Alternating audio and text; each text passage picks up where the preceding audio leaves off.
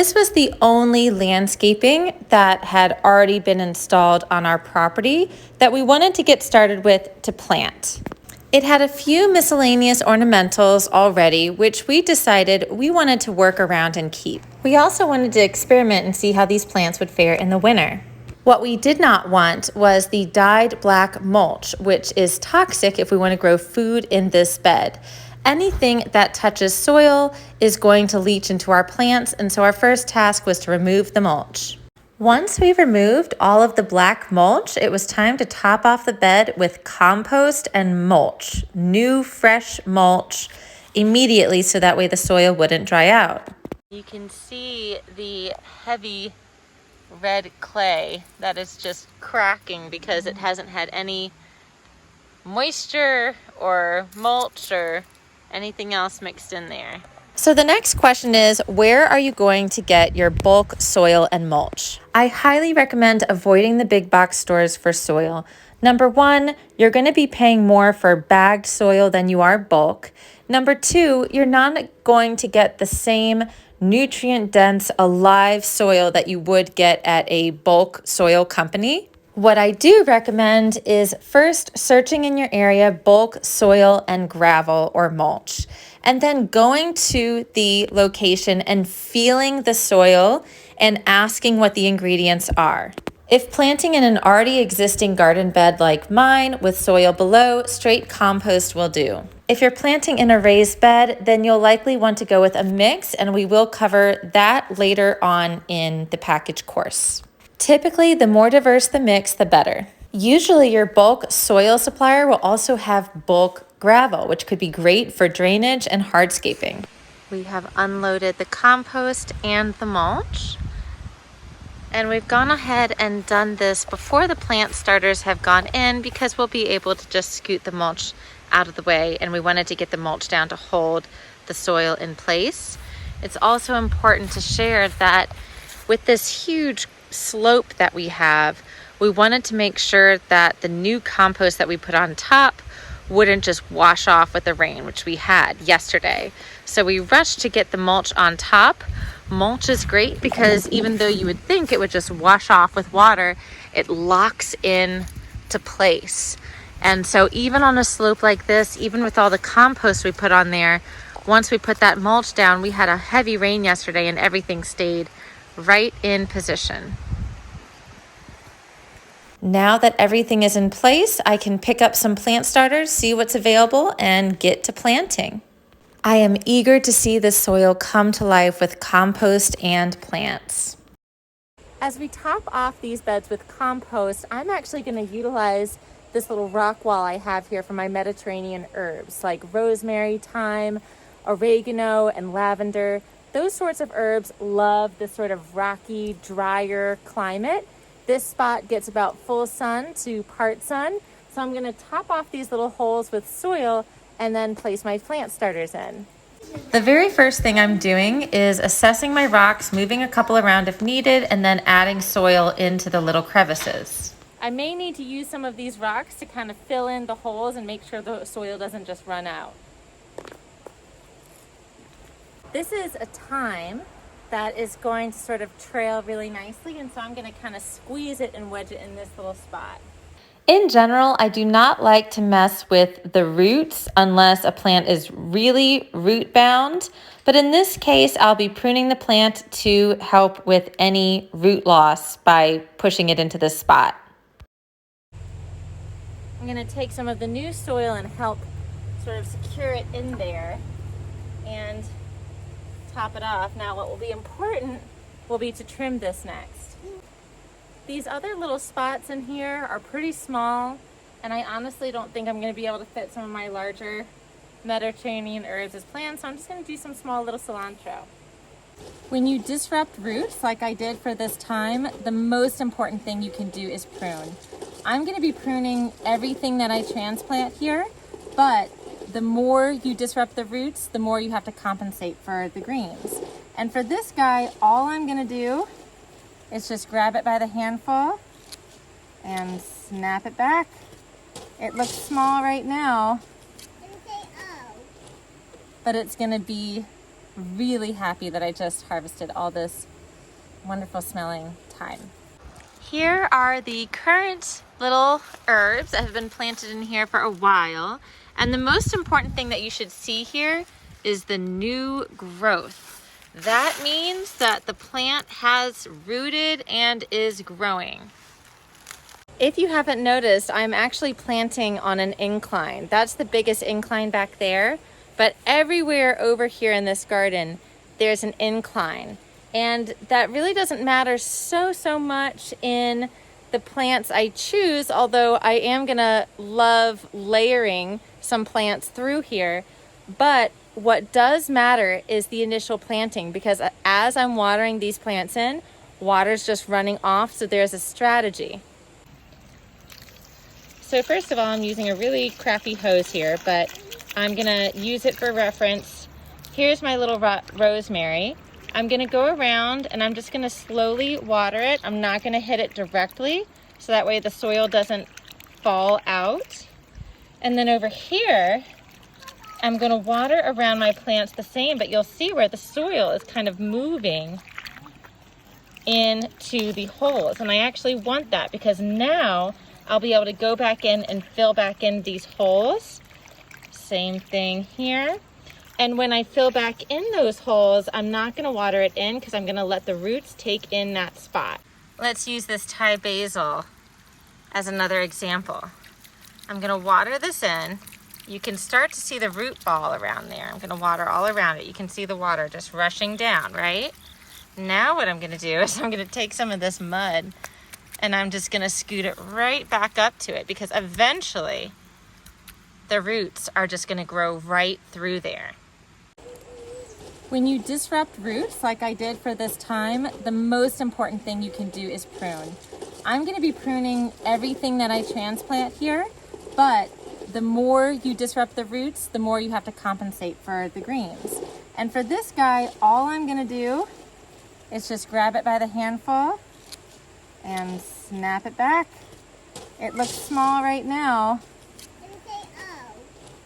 but it's gonna be really happy that I just harvested all this wonderful smelling thyme. Aside from planting on a deep slope, my next biggest obstacle was plant selection. I had randomly picked up a lemongrass, anise hyssop, and milkweed, and so I used those as bookends on both ends of the big hill, on the left and the right, and then one in the middle.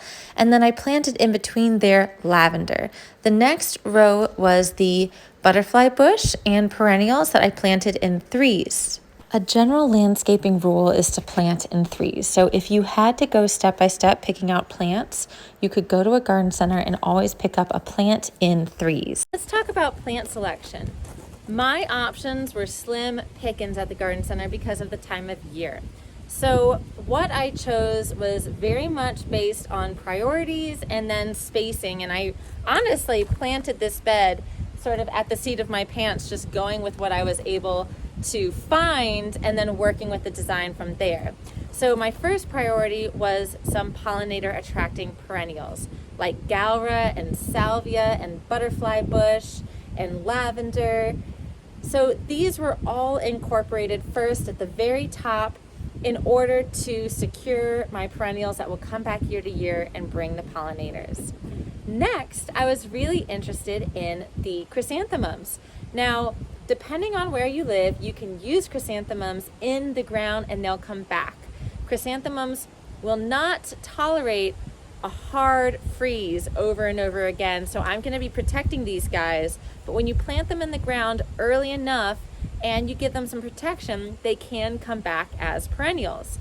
Chrysanthemums, aside from being just so gorgeous in color, also contain a natural compound called pyrethrin. Maybe you've heard of this as a product for pesticides at garden centers. Even just planting chrysanthemum in your garden is going to help aromatically deter pests. I could also make a homemade pyrethrin pesticide if I needed to.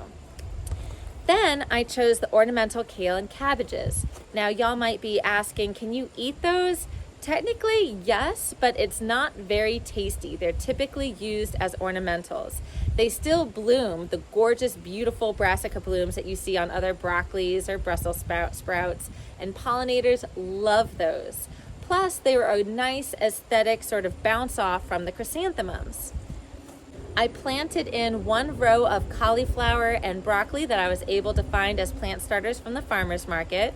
I'm also going to be planting some garlic and some spring flowering bulbs in between the broccoli and cauliflower that I'll catch in a separate video. All right, y'all, I am planting right now, and I've got a few things that I want to share with you. The first being that I am on a significant slope, and so that is taking some great detail. It is making me realize how important it should be, unless you want to put this much work into planting every year, how planting on a slope like this one, it would be best to plant with perennials. The other thing I'm realizing while I'm planting this bed is that clearly this area with the largest slope has had the least amount of compost or even previous planting to work the soil and make it really soft and easy to manage, because right now I am dealing with pure red clay. And on the other side, I'll show you planting later the difference in how much easier it is to plant. And so what I've realized is the key to planting in this heavy clay soil is to pre-wet it. You don't want it mushy, but even just soaking or saturating it the day before you planning on planting will help significantly in the actual planting. So let's take a look at what's in the soil. Just to really give you an idea of the slope here, and I don't even know if you'll be able to see it here. I'm having to make like these little marks in the soil to hold myself up, and I am really working at an angle. I am standing at an angle. I'm literally leaning forward towards the steep slope or top of this little hill. I'm really glad that I had the wherewithal to at least top off this bed with compost and mulch before I started working in it, just to give the soil a little bit more complexity. Because if you have just clay, it's going to be working in just hard, rock hard clay. And so by adding compost and even by adding plants and perennials, you are breaking up that heavy clay and creating a more workable soil. So the first thing I'm going to do is I'm going to move away my mulch, and you can see the black underneath here. That's my compost. I am planting in diagonals, and I'll talk more about the design here in a minute. Ooh, this is the steep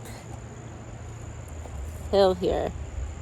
So as soon as I start digging, you're going to start seeing that red clay. And if I did not pre-moisten this soil, this would have been a lot more difficult than it already is.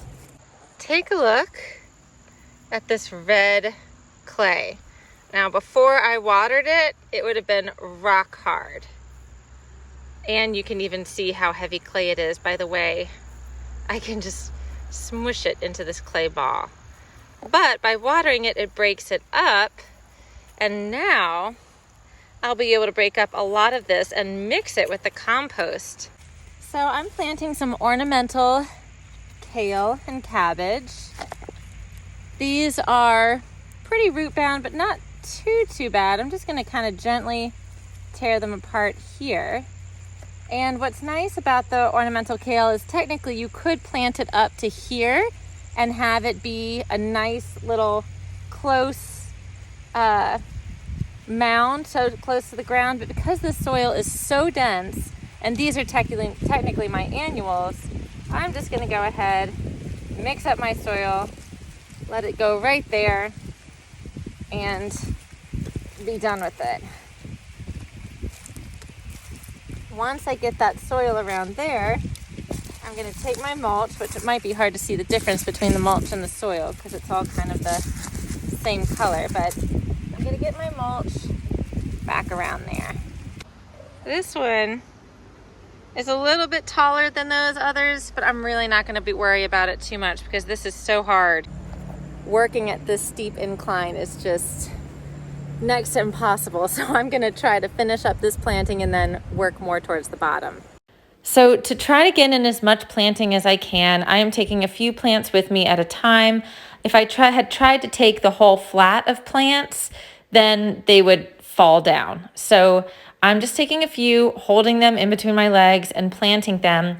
Remember that if you do disturb the roots at all, like I just did with the root bound, you're going to want to prune some of the leaves on top.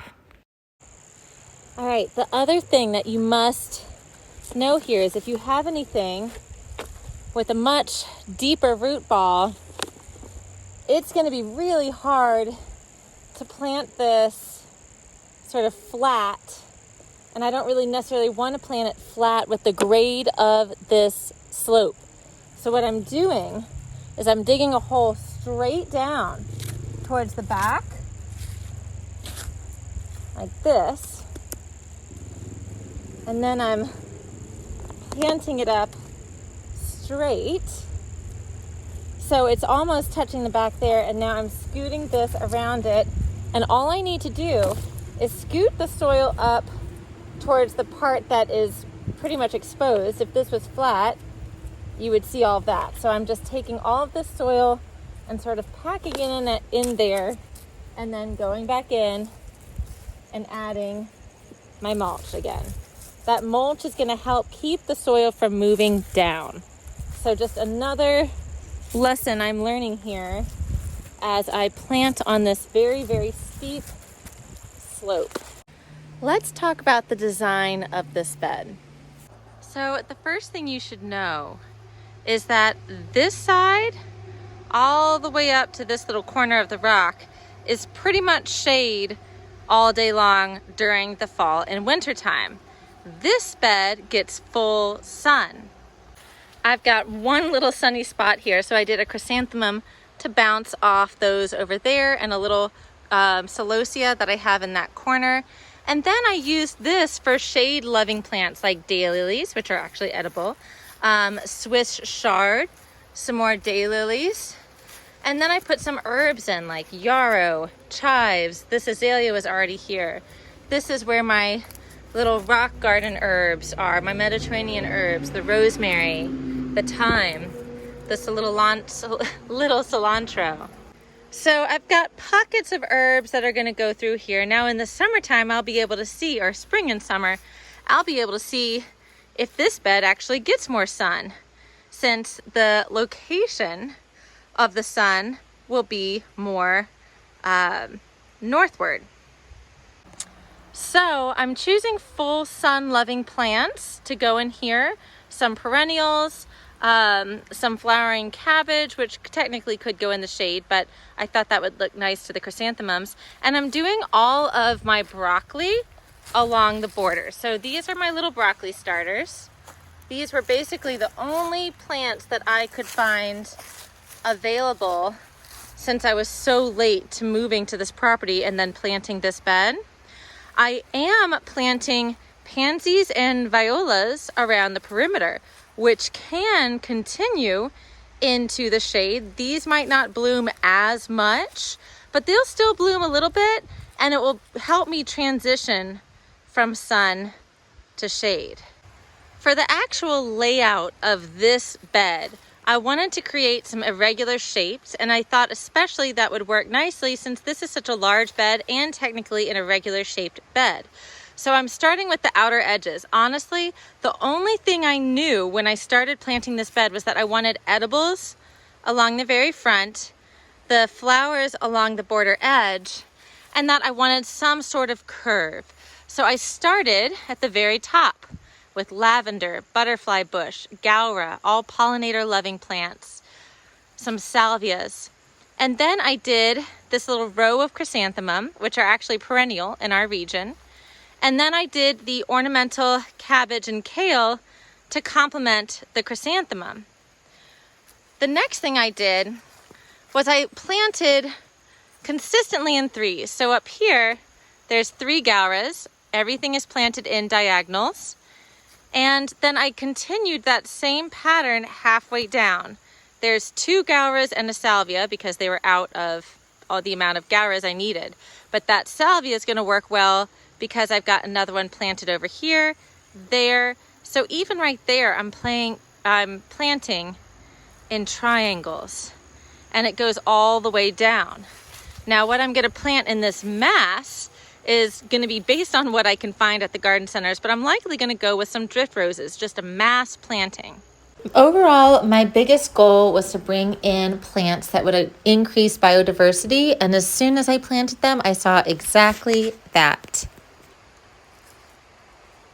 I am so exhausted from planting on that hill that I'm gonna call it quits for now. I need to go back, search around the garden centers and see what mass filling I can hopefully get for that center area. I'm really hoping I can find roses because rose petals are edible, and the rose hips, the seed pods, are edible as well, and both are very high in vitamin C. Let's review what it's been like planting this bed. 1, I've had to sort of play it by ear with the plants available to me based on the time of year. We had just moved up to this property and I was too late to sow most seeds directly, and I had to rely on plant starters. So I was only able to snag about a dozen organically grown broccoli and cauliflower plants. I was also very limited on the flower selection. A lot of the perennials that I got, the flowering perennials that I got at garden centers, were in the sales section, and most garden centers are kind of shutting down for the season to pick back up in spring. So I had to get really creative about planting this bed with what I had available to me. My goal was to incorporate as many perennials as possible, as well as my edibles. The next goal was for most of those perennials to be pollinator attracting plants like Gaura, Salvia, Chrysanthemum, which is also edible. I used a plant that could manage part sun to full shade along the border, being a combination of pansies and violas. The pansies and violas might not flower as much on the shadier side, but I'll still have some color to transition all the way down. What I've learned about planting in this heavy, deep clay and this steep hill is that the two combined are terrible. I've dealt with plenty of one or the other, but them combined was just nuts. And I'm so glad that I had the wherewithal to top off these beds with compost and mulch before I planted. I also stumbled upon the coincidence, since watering the plants that I had planted the day before, that watering a heavy clay soil makes it much more workable for when you're trying to plant something new.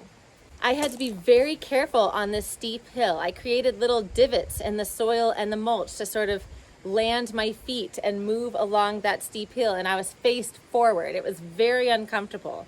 Hence the reason to focus on more perennials in that section so I don't have to worry about planting them again.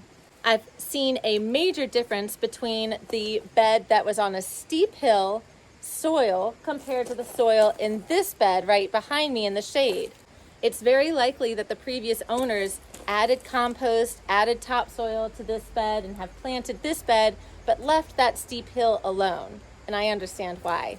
All right, folks, the garden is planted. I found my drift roses. I got some more ornamental cabbages and kales to finish off the base. Let's take a tour of what's going on. I am so happy with how everything came out. The colors are perfect. I like that everything has a function. And the timing could not have been more perfect, with all of the leaves falling from the trees and actually creating a natural mulch. So all of these leaves here are really great for mulch and are going to protect the chrysanthemums, but some are getting a little overwhelmed and I don't want them to smother the chrysanthemums. So I'm taking these and then throwing them over there. I am also removing the leaves on top of my perennials so they can still photosynthesize, and that will help establish roots as well. The leaves are great for protecting them during frost, but I want to make sure that they still have some energy going in. What are my final thoughts about planting this garden, aside from the slope that we already talked about and the heavy clay soil. There were some pretty amazing things that happened in between my last review midway and now. And that is that the compost I had topped off this bed with and some of the rabbit manure that I've been applying to the bed, which I'll be sharing with you soon, has undoubtedly had an effect on the soil texture already, and it's only been a matter of weeks. I found so much more porosity and worms hanging out as I was digging the holes and planting the ornamental cabbage and kale. I've enjoyed watching the pollinators come through and collect pollen, probably some of the last pollen that they'll get before things really go dormant for wintertime. Even though I knew pansies and violas could handle part shade, this was an experiment to see how much shade they could handle in this particular garden bed. No garden bed is going to be the same. Light's going to differ a little bit, and these guys are blooming and taking off. Overall, the overarching theme of this bed was to incorporate as many edibles as possible, as well as pollinator attracting plants, while filling it up, amending the soil, and creating a beautiful little micro ecosystem in the first bed that I had available to me at my new dream homestead.